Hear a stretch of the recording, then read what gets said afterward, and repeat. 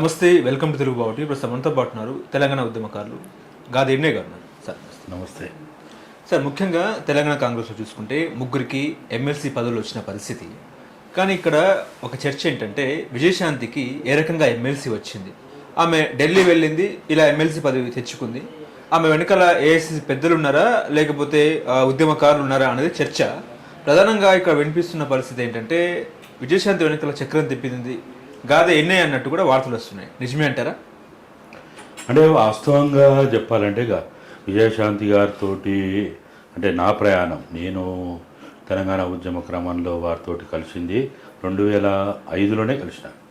అప్పటి నుంచి ఇటు హైదరాబాద్లో కలిసిన, అటు మద్రాసులో కలిసిన, ఇక్కడ చర్చలు చేసిన, అక్కడ చర్చలు చేసిన. ఆమెకు కూడా ఒక రాములమ్మ ద్వారా లేకపోతే తెలంగాణ సమాజం ఆమెకి ఇచ్చిన ఆ ఘనకీర్తి ఏదైతుందో దాంతో లేకపోతే ఆమె తన తల్లిదండ్రులు తన పూర్వీకులంతా తెలంగాణకు సంబంధించిన వాళ్ళు కాబట్టి ఆ సెంటిమెంటు ఆమెకు బలంగా ఉంది. ఒకటి, ఆమెను బాగా ఆదరించిండని, బాగా పేరు తెచ్చిండనేది ఒకటైతే, రెండవది తను స్థానికంగా ఉండడం, స్థానిక అనేది ఇంకోటి, మూడవది ఇక్కడ ప్రజలకు అన్యాయం జరిగిందనేది అనేక అంశాలతోటి ఆమె తెలంగాణ గురించి నేర్చుకోవాలి, చర్చించాలనే క్రమంలో మేము కలవడం, మాట్లాడడం. అప్పటి నుంచి దాని తర్వాత పార్టీ తల్లి తెలంగాణ పార్టీ పెట్టడం, కొద్ది రోజులు నడపడము, దాని తర్వాత 2009లో దాన్ని టీఆర్ఎస్లోకి మర్జీ చేయడం. అప్పుడున్న అనేక మంది సూచన సలహా మేరకు విభిన్న పార్టీలుగా ఉంటే మనం నవ్వుల పాలవుతాం, మనం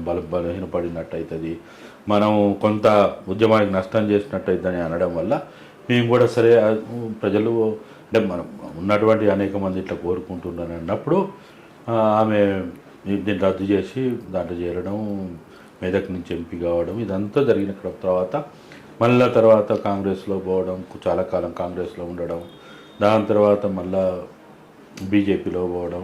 మళ్ళా ఈ క్రమం మొత్తం జరిగిన తర్వాత 2021-22 ప్రాంతం నుంచి రాములమ్మకు సంబంధించి ఢిల్లీ వాళ్ళు నాతో మాట్లాడడం, చర్చించడం, ముఖ్యంగా 2023 ఆ ప్రాంతంలో మరీ ఎక్కువగా దీన్ని చర్చించడం క్రమంలో నేను అప్పుడప్పుడు ఆమెతోటి మాట్లాడడం, చేయడం, చెప్పడం, ఇట్లమ్మా అట్లమ్మా ఈ విషయాలు అవి ఇవి చర్చించడం. ఈ ప్రాసెస్లో ఆమెకి అప్పుడున్న పరిస్థితుల ప్రభావం కావచ్చు, లేకపోతే మేము చేసిన చర్చల వల్ల కావచ్చు, నమ్మకం కలగడం వల్ల కాంగ్రెస్ పార్టీలో తిరిగి చేరాలనే ఒక ఆలోచనతోటి ఆమె నిర్ణయించుకుంటే అప్పుడు మేము ఎవరెవరితోటి 10 జనపథ్తో మాట్లాడినా, ఏఐసిసితో మాట్లాడినా, ఇక్కడ ఇన్ఛార్జ్ మాణిక్రావు ఠాకరే గారితో మాట్లాడినా, ఇట్లా అనేక మందితో మాట్లాడిన తర్వాత ఢిల్లీకి వాళ్ళే టికెట్ బుక్ చేయడం వల్ల నేను వారితో పాటు ఢిల్లీ పోవడం, 4 రోజులు అక్కడ ఉండడం, అక్కడ అనేక విషయాల మీద చర్చ వచ్చినాయి, అనేక అంశాల మీద, ముఖ్యంగా మరి పార్టీలో చేరుతున్నప్పుడు నెక్స్ట్ పార్టీలో సముచిత స్థానం ఏంటిది, ఎట్లా గౌరవిస్తారు, ఇవన్నీ చర్చకు వచ్చినప్పుడు ప్రధానంగా 3 విషయాలు అయితే వచ్చినాయి. ఒకటి ఎమ్మెల్సీ ప్లస్ మంత్రి పదవి అనేది ఒకటి, రెండవది రాజ్యసభ అనేది ఒకటి, మూడవది రాబోయే పార్లమెంట్ ఎన్నికల్లో పార్లమెంట్ సీట్ అనేది వచ్చినప్పుడు సరే ఇటు అంతా అయిన తర్వాత ఆఖరికి ఈమె ఎమ్మెల్సీ ఎమ్మెల్సీ అనేది ఆమె అభిప్రాయపడ్డది, అదే చెప్పింది బలంగా.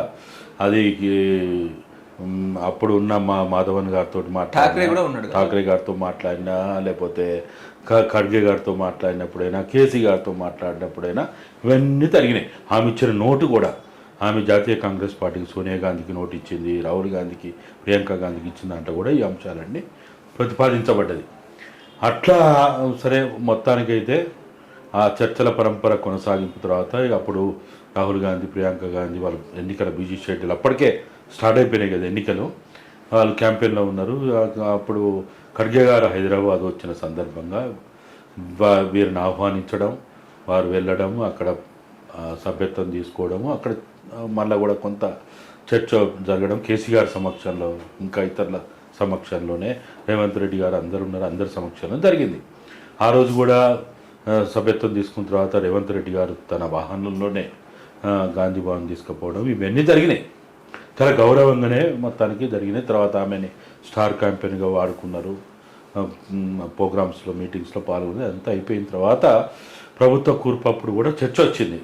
ఎందుకంటే మేము మధ్యవర్తిత్వం ఉన్నాం. ఇది ఒక్కటే కాదు, ఈవెన్ సిపిఐ అంశం విషయంలో కూడా కొంత నా పాత్ర కూడా దాంట్లో ఉన్నది. సిపిఐ నారాయణ గారు చివరి రోజుల్లో చివరి గంటల్లో ఈ పొత్తు ఉంటుందా పోతుందా అని బాగా చర్చ జరుగుతున్నప్పుడు కూడా నారాయణ గారిని మాట్లాడడం, నేను ఢిల్లీలోకి చెప్పడం, అక్కడ జరగడం, మొత్తానికైతే అది ఆ విధంగా సిపిఐది కానీ ఇవన్నీ చాలా విషయాల్లో కూడా ఒక్కటని కాదు, ఇవాళ విజయశాంతి కావచ్చు, ఇంకా చాలామంది అభ్యర్థుల విషయంలో కావచ్చు, ఇంకా అసలు మేము మొత్తంగా మేమంటే నేను ఒక్కని కాదు, మొత్తంగా మాలాంటి వాళ్ళందరం కలిసి చేసిన అధ్యయనం వల్ల కావచ్చు, పరిశీలన వల్ల కావచ్చు, కనుక మేము సూచించిన వాళ్ళకి కనుక టికెట్ ఇచ్చుంటే ఖచ్చితంగా కాంగ్రెస్ పార్టీకి 80 స్థానాలు వచ్చేది.